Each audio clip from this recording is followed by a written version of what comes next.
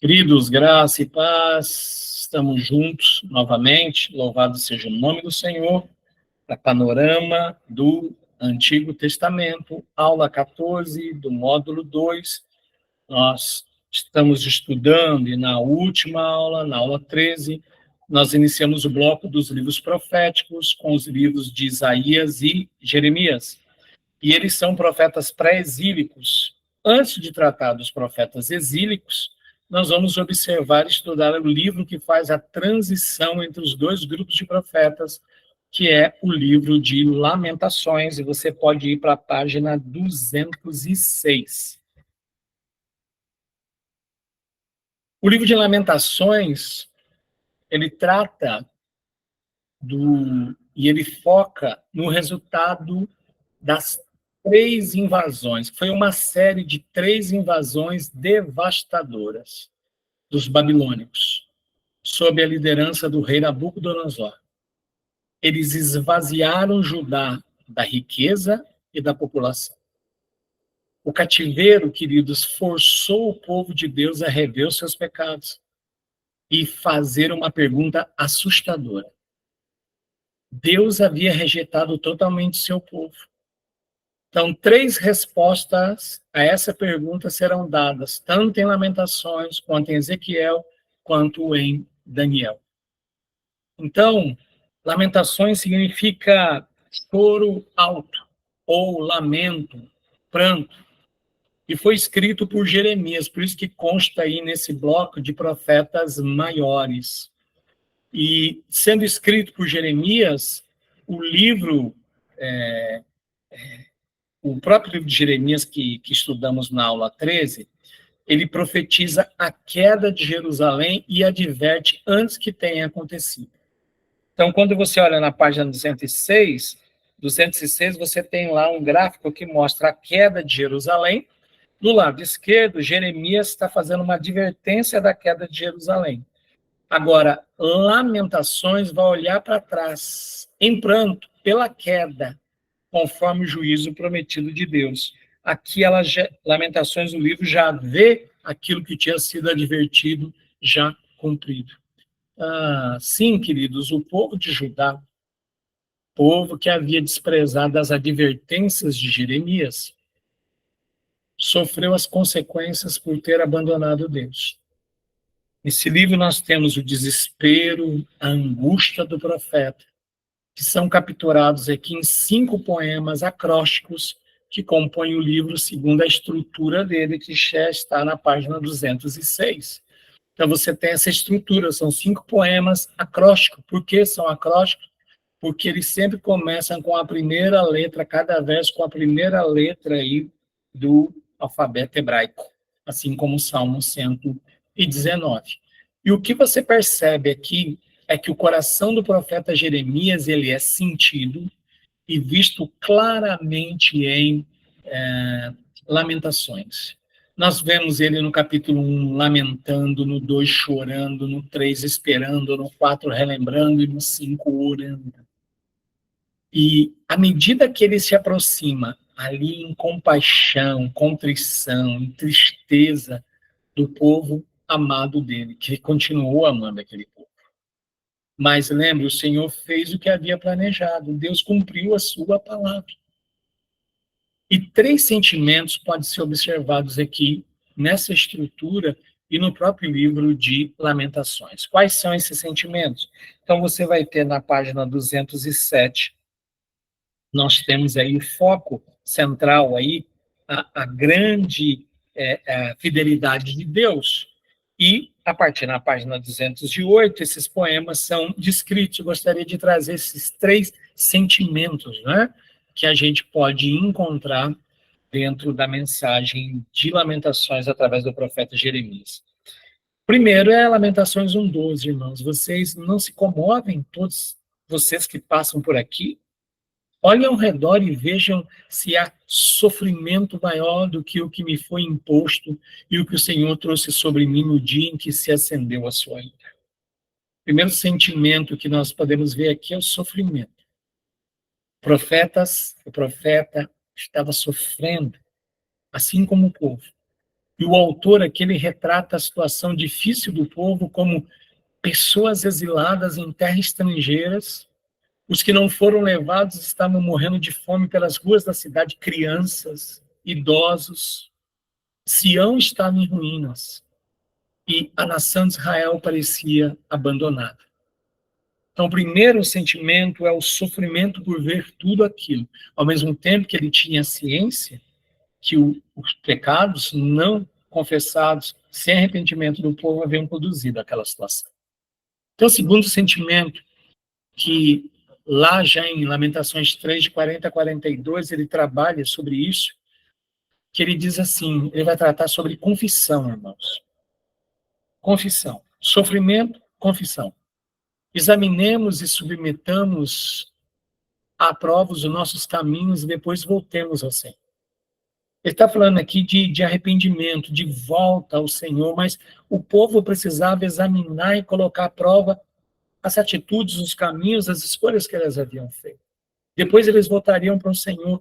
Ele diz assim, levantemos o coração e as mãos para Deus que está nos céus e digamos, pecamos e nos rebelamos e tu não nos perdoaste. Porque eles não haviam se arrependido. Não há perdão sem arrependimento. E aqui nessa confissão, o autor, por causa do coração partido como ele estava, o coração dele estava partido, esmagado, oprimido pela tristeza, pela miséria, ele fez um apelo com lamentos a Deus. Ele estava implorando para Deus restaurar os seus filhos. O terceiro sentimento que nós encontramos agora, irmãos, é a esperança. E em dois tempos, em dois textos, a gente tem esperança muito clara. Em Lamentações 5, 19 a 21, diz assim, tu, Senhor, reinas para sempre. Teu trono permanece de geração a geração. Por que motivo, então, te esquecerias de nós? Por que haverias de desamparar-nos por tanto tempo? Restaura-nos para ti, Senhor, para que voltemos. Renova os nossos dias como os de antigamente. Então, você tem aqui a esperança que havia naquele profeta. Ele aqui, então, o profeta Jeremias, com confissão, com fé em Deus, ele fez um apelo final para a restauração. E o texto muito conhecido, Lamentações 3, de 21 a 23, que diz assim, todavia, também, lembro-me também do que pode dar-me esperança. Graças ao grande amor do Senhor é que não somos consumidos, pois as suas misericórdias são inesgotáveis. É isso que ele está dizendo. O que poderia dar esperança a ele e àquela nação? O amor do Senhor e a misericórdia do Senhor, que era inesgotável. E ele diz assim sobre as misericórdias, renovam-se cada manhã, grande é a tua fidelidade. Então, qual o tema e qual a mensagem que Lamentações nos traz, irmãos? O tema, o propósito de Lamentações vai relatar como Jeremias pranteou sobre os pecados do seu povo. Pecados que trouxeram juízo justo juízo de Deus, e colocaram a esperança futura de Judá na misericórdia e na fidelidade de Deus. Eles tinham que agora depender da misericórdia e crer na fidelidade de Deus. E qual a mensagem a ser aplicada até para os nossos dias? Se tivéssemos recebido o que merecíamos por causa do pecado, irmãos, teria sido somente o juízo de Deus. Porém, Deus tratou fielmente com misericórdia com os que nele colocaram a sua confiança. Deus é misericordioso, louvado seja o nome do Senhor, por causa da sua misericórdia. Vamos tratar agora de dois profetas que viveram o exílio na Babilônia. A gente começa com Ezequiel. Ezequiel, já na página 211, tá bom? Página 211. Então, na página 211, o que a gente vai ter aqui, irmãos, com Ezequiel? Nós temos algo bem interessante aqui. Porque Ezequiel ele foi levado cativo no ano 597. Lembra que foram 3 levas de cativos que Nabucodonosor levou? E ele foi na leva de 597, antes de Cristo, antes da destruição do templo. Então, Ezequiel não viu a destruição do templo. que ela aconteceu no ano 586, ou seja, 11 anos depois. Agora, 5 anos depois que ele havia chegado lá na Babilônia, isso lá no ano 592, ele foi chamado para ser profeta, e ele tinha, então, 30 anos de idade. Vamos observar Ezequiel 2, de 3 a 5. O chamado dele, ele me disse: filho do homem, vou enviá-lo aos israelitas, nação rebelde que se revoltou contra mim. Até hoje, ele e os seus antepassados têm se revoltado contra mim. O povo a quem vou enviá-lo é obstinado e rebelde. Diga-lhe, assim diz o Senhor soberano. E quer aquela nação rebelde ouça, quer deixe de ouvir, saberá que um profeta esteve no meio dela. O livro tem, então, 48 capítulos, que são apresentados para nós em 4 divisões, conforme a estrutura que você encontra na página 211, e depois essa mesma estrutura aqui, ela é colocada num gráfico na página 212. Então, o que nós temos aí? Nós temos o chamado de Ezequiel, condenação de Judá, a condenação das nações, e nós temos a restauração vindoura de Israel. Então, tudo é sobre a glória de Deus, irmãos. No chamado de Ezequiel, a glória de Deus foi revelada para ele. Na condenação de Judá, a glória de Deus foi rejeitada. Por isso, ela deixou o templo, antes que o templo fosse destruído. E agora, a restauração vindoura de Israel, que ela seria, a glória de Deus retornaria. E 3 aspectos aqui sobre o profeta Ezequiel e o seu ministério pode ser destacado.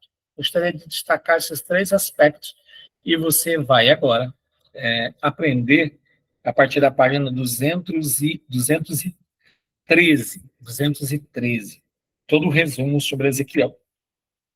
Qual é o primeiro aspecto do ministério de Ezequiel que eu gostaria de destacar aqui?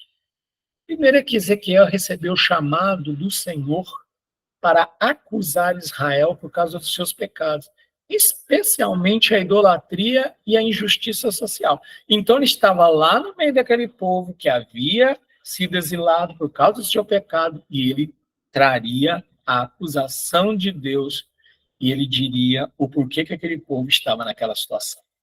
Por isso que o profeta, irmãos, para ser profeta era algo muito difícil, porque o profeta, ele falava aquilo que Deus colocava na sua boca. Assim diz o Senhor. Ele era a boca de Deus para aquele povo. E ele não ia, então, tentar filtrar, ele não ia tentar amaciar a palavra. Era aquilo que Deus estava dizendo. Função do profeta. Segundo aspecto que eu quero destacar é que Ezequiel focalizou a atenção no restabelecimento do sistema religioso e do templo, tanto depois do exílio quanto no futuro reino milenário. Então ele falou sobre Israel voltando depois do exílio, mas Ezequiel viu também, lembra aquela questão dos picos das montanhas? Ele viu já um templo milenário, então o reino do Messias, o milênio, ele chegou a ter visões sobre este reino. O terceiro destaque que eu quero fazer, Ezequiel profetizou a partir da Babilônia, antes, durante e depois da queda de Jerusalém. Então, antes de Jerusalém houvesse caído, ele estava na Babilônia profetizando. Durante a queda, ele estava na Babilônia. E depois da queda, ele continuou, da queda de Jerusalém, continuou profetizando a Babilônia. Além disso, o que é muito interessante aqui em Ezequiel, que tem uma conexão muito grande com Isaías, são 2 visões que ele tem, mas a primeira visão tem a conexão com Isaías e vai se conectar com o livro de Apocalipse. Ele tem 2 visões e ele traz uma profecia específica que marcaram o ministério dele. Qual é a primeira visão? Essa visão aqui é maravilhosa, irmãos, maravilhosa. Acima da abóboda, ele está tendo uma visão do céu. Acima da abóboda, sobre as suas cabeças, havia o que parecia um trono de safira.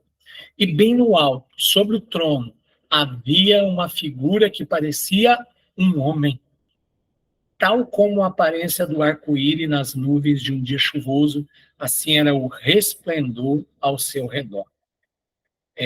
o 28 vai dizer: essa é a aparência da figura da glória do Senhor.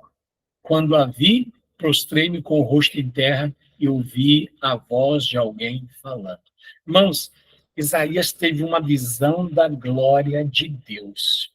Ele viu alguém com uma aparência de homem sentada no trono. Isso é maravilhoso. Ezequiel, mais uma vez, ele teve uma visão da glória de Deus. Ele viu o que Isaías tinha visto no capítulo 6. Mais tarde, João viu em Apocalipse capítulo 5. Ezequiel está tendo esta visão e todas as três visões concordam naquilo que eles viram.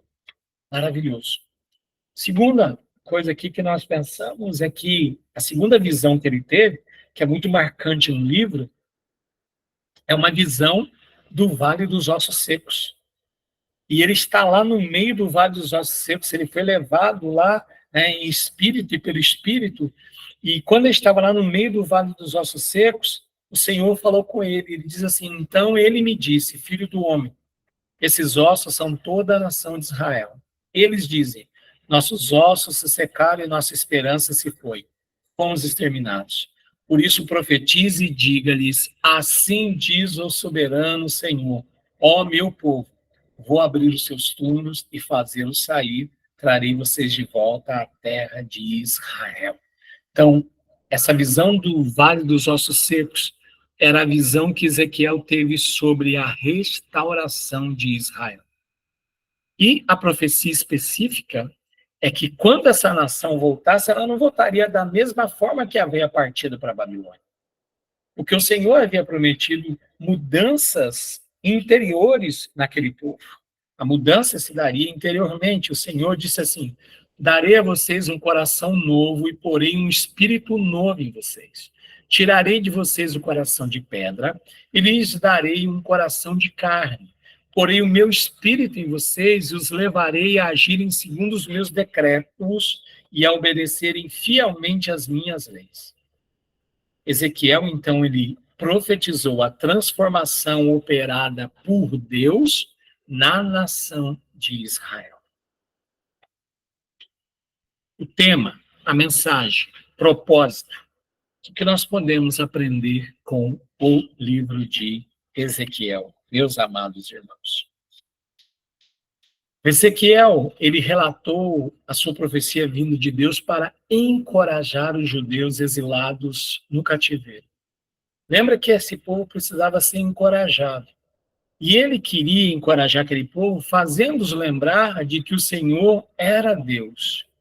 E ele fez isso lembrando aquele povo, relembrando de que a glória de Deus havia deixado o povo por causa do pecado do povo.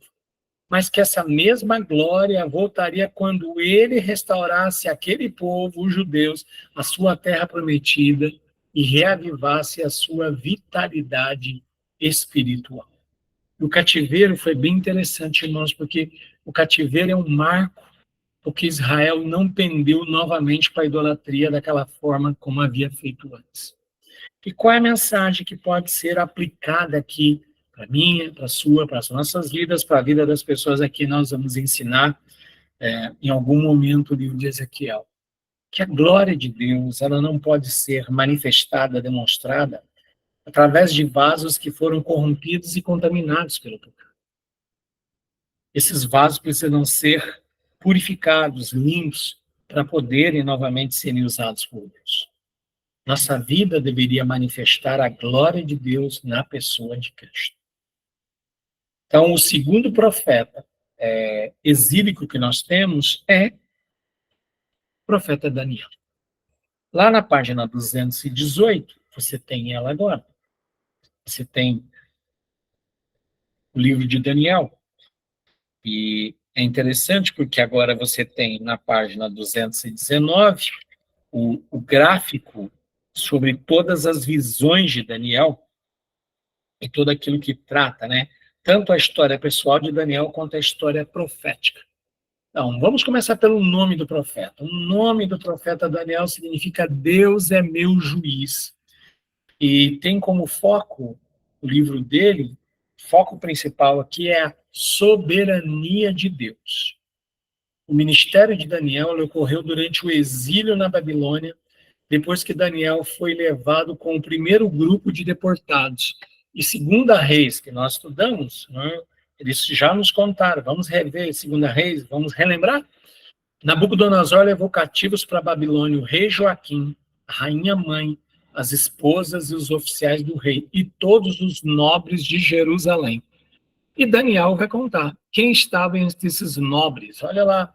Então o rei ordenou que Aspenaz, o chefe dos oficiais da sua corte, trouxesse alguns dos israelitas da família real e da nobreza.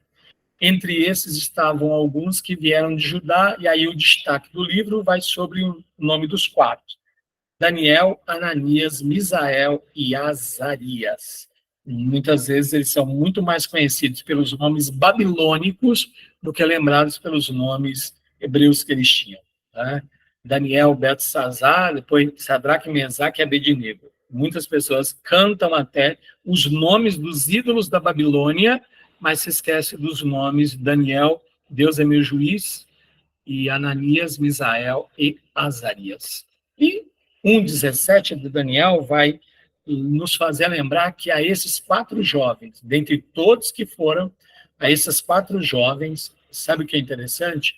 Quando a gente pega as listas dos que foram levados, dentro desse bloco com Daniel aí, nós estamos falando de pelo menos 50 mil nobres, jovens nobres, foram levados para a Babilônia. Somente 4 foram fiéis a Deus. Esses 4 jovens, Deus deu sabedoria e inteligência para conhecerem todos os aspectos da cultura e da ciência da Babilônia.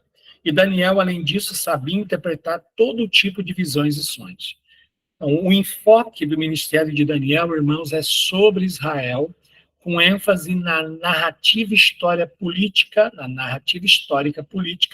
das outras nações, mas sempre em relação ao povo de Deus.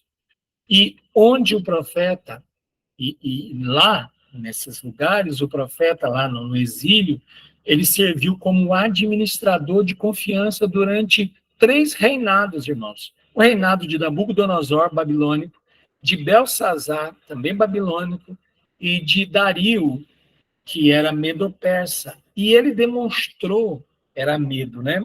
O reino que vai ser medo-persa, porque os persas vão substituir os medos. Dario, que era medo. E ele demonstrou, através dos seus escritos, que Deus estava no controle de reis e de reinos. E na história profética, Daniel, ele trata do poder de Deus e do seu reino, e um reino que vai prevalecer sobre todos os outros reinos humanos lá no futuro. Para tanto, vamos observar a estrutura do livro, que você tem nas páginas 218 e 219 do seu manual. Nós temos 2 divisões aí, 12 capítulos que temos nessas 2 divisões principais. Nós temos um Daniel, na primeira parte, na história pessoal dele, um homem que foi fiel a Deus, e na parte da história profética, um mensageiro destemido de Deus. A história pessoal tratava daquele momento que ele estava vivendo na Babilônia, e a história profética trata lá do futuro. E aqui nós temos, na primeira parte, Deus falando com Daniel através dos sonhos, e na segunda parte, Deus falando através das visões. Então vamos pensar na história pessoal de Daniel, que ocupa a metade do livro, exatamente os 6 primeiros capítulos. Você pode já na página 220 acompanhar isso que nós vamos tratar. Essa primeira divisão aqui, irmãos, os capítulos 1 a 6, destaca o ministério de Daniel como o grande intérprete de sonhos e visões, para revelar o plano de Deus para a humanidade. Então, para destacar o ministério de Daniel e a sua capacidade, que havia sido dada por Deus, o rei da Babilônia, Nabucodonosor, teve um sonho. Primeiro, um sonho inicial, ele teve 2. Primeiro, um sonho inicial, ele foi muito perturbador. A Bíblia vai dizer assim, Daniel 2,31, tu olhaste, ó rei, e diante de ti estava uma grande estátua, uma estátua enorme, impressionante, sua aparência era terrível, a ponto de assustar o próprio Nabucodonosor.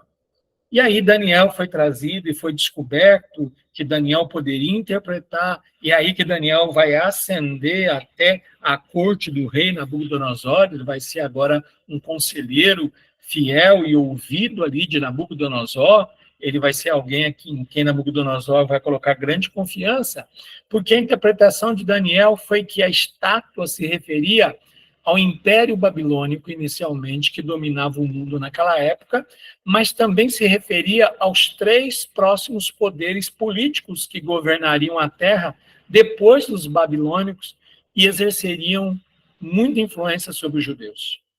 Porém, depois desses reinos terrenos, humanos, surgiria um reino diferente de todos, com um poder absoluto.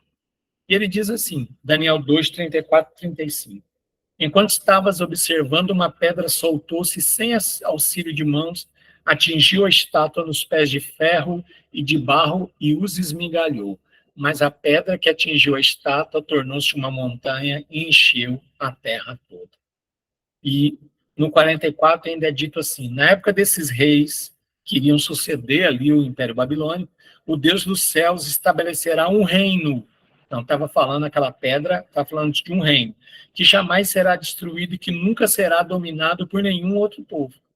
Destruirá todos esses reinos que são representados na estátua e os exterminará, mas este reino durará para sempre. Daniel, então, estava mostrando que o reino de Deus triunfaria sobre todos os reinos da terra.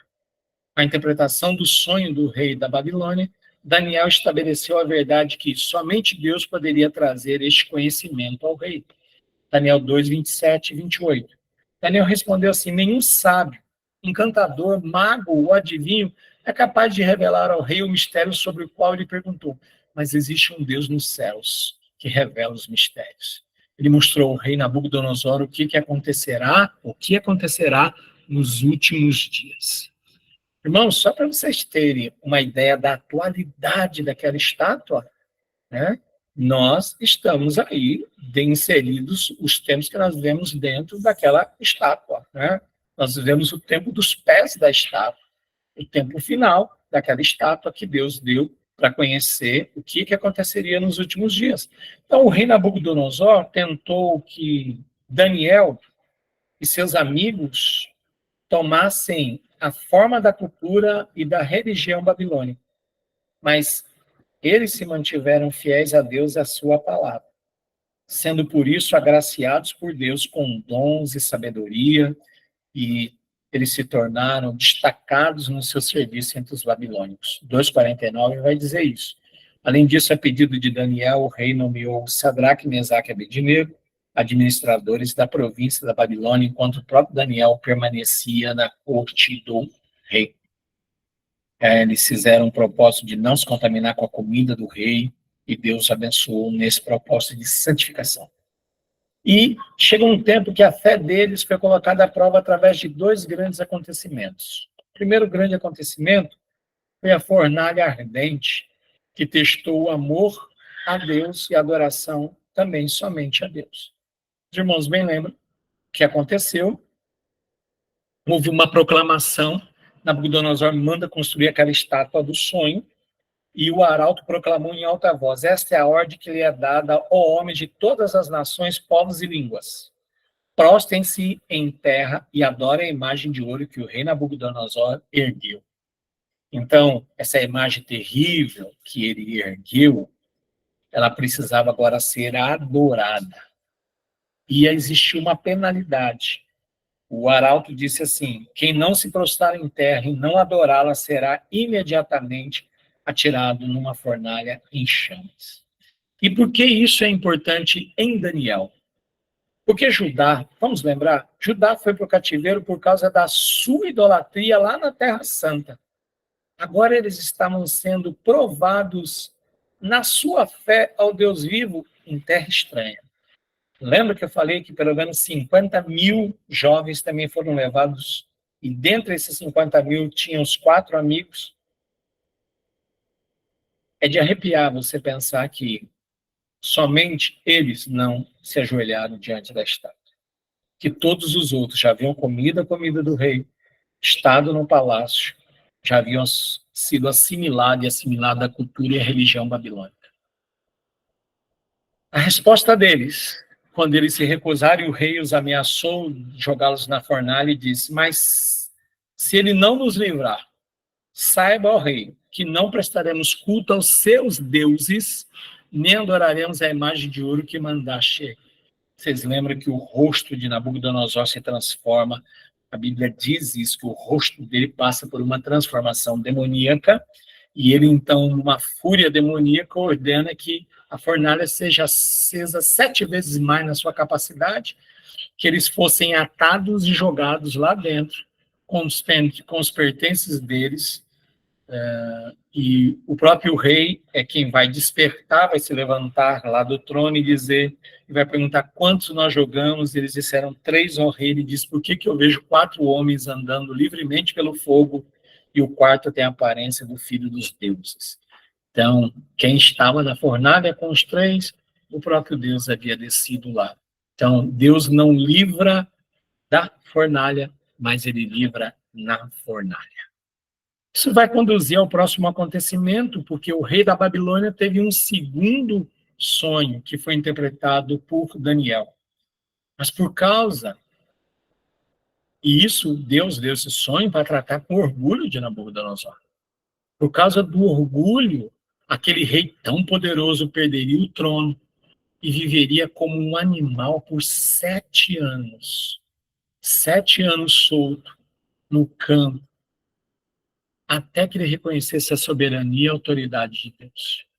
E Daniel tem a coragem, como profeta, de dizer para ele: tu serás expulso do meio dos homens e viverá com os animais selvagens.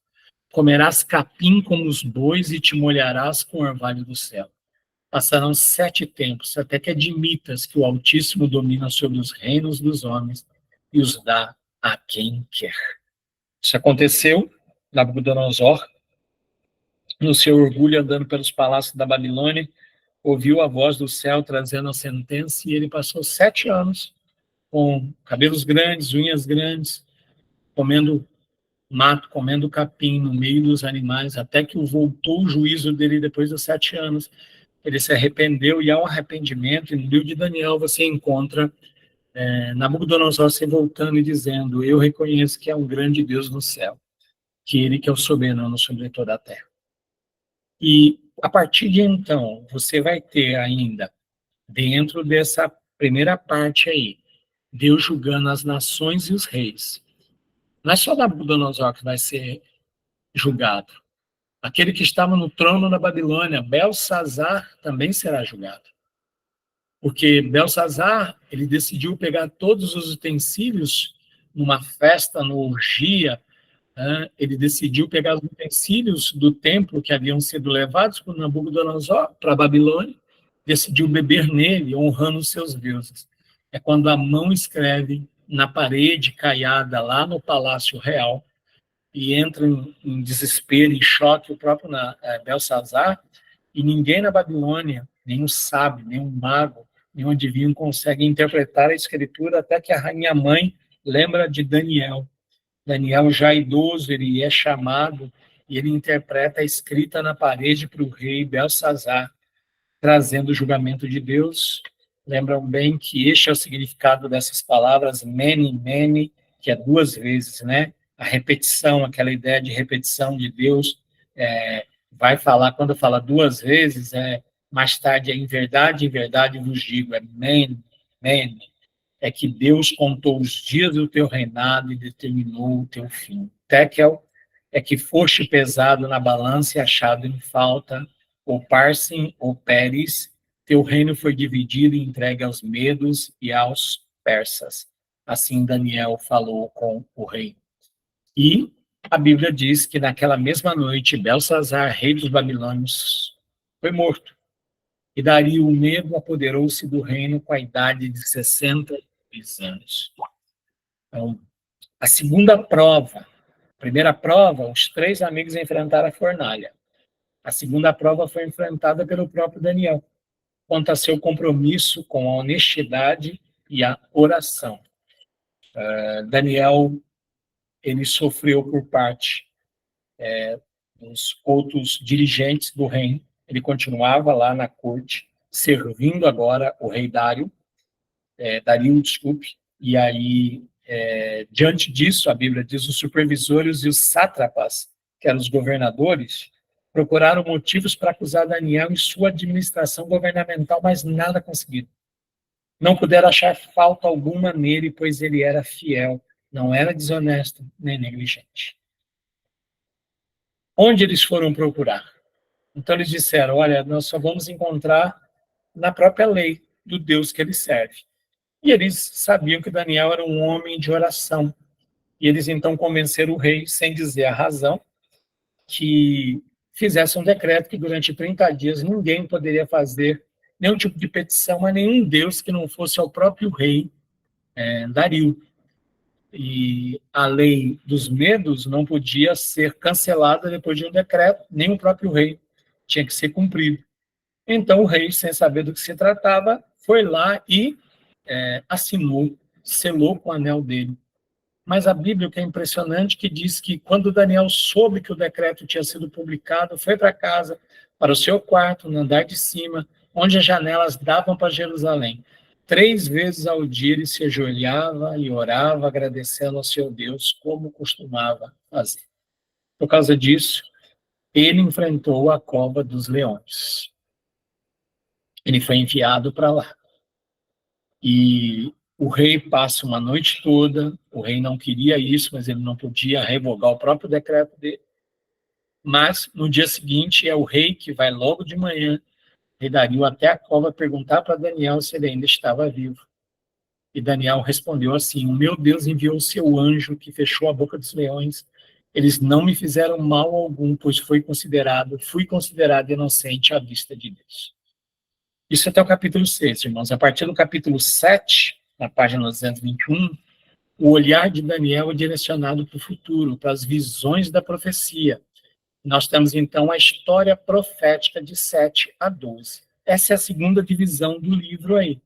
E essa segunda divisão, ela vai destacar justamente o ministério de Daniel como grande profeta, que através de uma série de visões apresentou o plano de Deus com relação à história mundial e ao retorno de Judá para a terra de Israel, que serviria para iniciar a contagem dos tempos proféticos. O que marcaria o início dos tempos proféticos agora seria a volta, o retorno de Judá para a terra de Israel. Na página 222, você vai encontrar esse gráfico com todas as visões de Daniel, tanto as do capítulo 2, 7, 8, e o significado que nós temos aí. O que eu quero destacar nas visões de Daniel?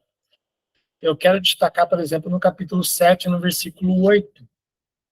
Enquanto eu estava refletindo nos chifres, porque ele vê os animais, antes ele via lá na estátua 4 reinos, agora esses reinos são representados por animais na profecia. E então, ele tem 4 animais, o leão, que é a Babilônia, o urso, que substitui a Babilônia, que são os medos e os persas, porque há uma divisão do reino, depois o leopardo, que vai ser a Grécia, depois ele vê um animal que ele chama de besta, ele não consegue realmente nomear este animal, e se referia a Roma. E ele fala, então, deste animal, e que ele tinha 10 chifres. Então, ele estava dizendo assim, enquanto eu estava refletindo nos chifres, eu vi um outro chifre pequeno, que surgiu entre aqueles chifres que já haviam na cabeça do animal. 3 dos primeiros chifres foram arrancados para dar lugar a ele. Esse chifre possuía olhos como os de um homem e uma boca que falava com arrogância. Então, nós estamos falando aí que Daniel está vendo algo que ainda não aconteceu, irmãos. Ele está falando sobre o anticristo, o surgimento de anticristo. Esses 10 chifres são 10 reinos, ou 10 lugares do mundo que estarão debaixo deste reino, último reino, que era o quarto naquele momento, que era Roma, que viria a ser Roma. Então, ele está aqui falando do futuro, de um chifre que vai arrancar 3 para poder ele crescer. Mas, ao mesmo tempo, ele tem uma visão muito impressionante, que é Daniel 7,3. Ele diz: na minha visão à noite, vi alguém semelhante a um filho de um homem vindo com as nuvens dos céus. E é impressionante porque Lucas vai usar essa imagem sobre Jesus Cristo. Vai dizer que o filho do homem virá com as nuvens do céu. Então, aqui, filho de um homem, o filho do homem aqui, é chamado de Ben, filho, e homem, Ash. E aí, quando nós conectamos as duas palavras no hebraico, é o Benash, a profecia do Benash, o filho do homem. Ele se aproximou do ancião e foi conduzido à sua presença. E aqui está falando de quem vai reinar. Lembra aquele reino que destrói todos os outros, que bate, a grande pedra que bate no pé da estátua, esmigalha a estátua e os reinos do mundo? Ou está falando que o Filho do Homem é aquele que vai reinar, 7,14, ele foi colocado sobre os seus ombros o reino. Bom, falando sobre o Messias, sobre o Senhor Jesus Cristo aqui. Então, o que iria marcar que a profecia, o relógio profético de Deus abriria a contagem? E Daniel disse assim: 70 semanas estão decretadas para o seu povo e sua santa cidade, Jerusalém, para acabar com a transgressão, para dar fim ao pecado, para expiar as culpas, para trazer justiça eterna, para cumprir a visão e a profecia e para ungir o Santíssimo, ou seja, o Santo dos Santos. E nós temos, então, a profecia das 70 semanas. E Daniel explicou assim, ou foi explicado a ele: saiba e entenda que a partir da promulgação do decreto que manda restaurar e reconstruir Jerusalém, foi decretado por Ciro, que é o Império Persa, que nós estudamos quando estudamos os livros históricos, até que o ungido, né, a palavra ungido aqui é Machia, o Messias, o líder, o príncipe, venha. Haverá 7 semanas e 62 semanas. Então, o que Daniel está dizendo é que desde a saída do decreto de Ciro, que seria por Ciro, até o Messias, se você continuar lendo ali, diz assim: e o Messias, o ungido, será cortado. Será cortado. Então, a palavra cortada é interessante porque ela tem uma palavra no hebraico que chama karat, e karat significa o corte que se fazia, que o sacerdote fazia no cordeiro que era sacrificado sobre o altar. Diz que o Messias seria cortado. E aí, ele está falando de 7 semanas e 62, que completam 69 semanas. Muito bem, irmãos. A profecia não se cumpre completamente. 69 semanas são cumpridas. A 70ª semana de Daniel, e uma semana aqui, são semanas de 7 anos. Cada semana equivale a 7 anos. Então, falta na profecia de Daniel um período de 7 anos para ser cumprido ainda. Não foi cumprido porque o templo foi destruído, e o templo sendo destruído, Daniel profetizou que o templo seria destruído pelo povo do príncipe que há de vir. Então, o príncipe que há de vir não é o Messias, é o anticristo. Ele diz: o povo do príncipe que há de vir destruirá o templo. E aí fala desse príncipe que há de vir, como ele vai perseguir o povo que seguia a lei, o povo que tinha coração voltado para Deus, até que ele próprio fosse destruído. E a profecia termina com Daniel ouvindo assim: quanto a você, siga o seu caminho até o fim. Você descansará, e então no final dos dias você se levantará para receber a aliança, a herança que lhe cabe. E sabe o que é interessante aqui, irmãos? É interessante que quando nós observamos aqui, nós temos aqui em Daniel, nós temos algo muito interessante, que é as duas ressurreições. A ressurreição para a glória, mas a ressurreição para a vergonha. Coisa que Jesus vai tratar lá no Evangelho de João. E também, Daniel trata sobre a tribulação. Esses 7 anos que falta, a 70ª semana, São 7 anos que serão divididos no período de 3 anos e meio, ou 42 meses, mais 42 meses, ou 3 anos e meio. E aí, é dito que naqueles dias, capítulo 12 começa assim de Daniel, se levantará Miguel, o príncipe da nação, aquele que é o príncipe, o anjo encarregado da nação de Israel, e ele vai defender a nação, porque será tempo de grande angústia, e a Bíblia diz que a angústia que nunca houve desde que há homem sobre a terra. Haverá uma angústia absurda sobre a nação de Israel. Então, Daniel termina assim, e nós também terminamos o bloco dos profetas maiores. Que Deus continue abençoando grandemente sua vida, que você louve a Deus pela soberania dele, pelo cuidado dele, pela esperança que ele traz para o povo dele.